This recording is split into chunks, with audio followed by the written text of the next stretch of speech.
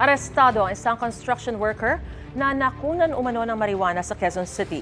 Ang suspect na kabilang sa drugs watch list ng barangay at pulisya hindi nagbigay ng pahayag. May unang balita si James Agustin.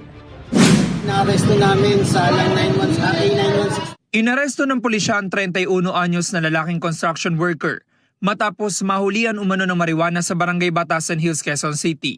Ayon sa mga otoridad, nagsasagawa sila ng anti-criminality patrol nang makatanggap sila ng tawag na nakita ang lalaking malapit sa eskwelahan. Nung papalapit ng ating kapulisan ay tumakbo itong suspect.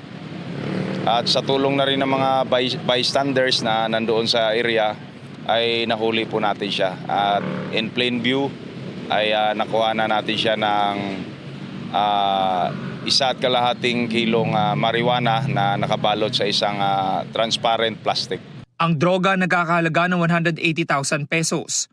Inaalam pa raw ng QCPD ang pinaka-source ng droga ng suspect. Itong suspect ay reportedly ay nagbibinta ng illegal na droga, shabu at marijuana somewhere in Old Balara and Barangay Batasan Hills. So ang target niya ay mga estudyante na mga eskwelahan.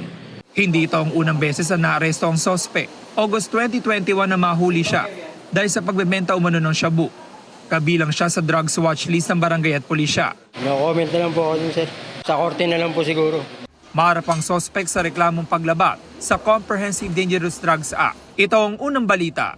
James Agustin para sa GMA Integrated News. Gusto mo bang mauna sa mga balita? Mag-subscribe na sa GMA Integrated News sa YouTube at tumutok sa unang balita.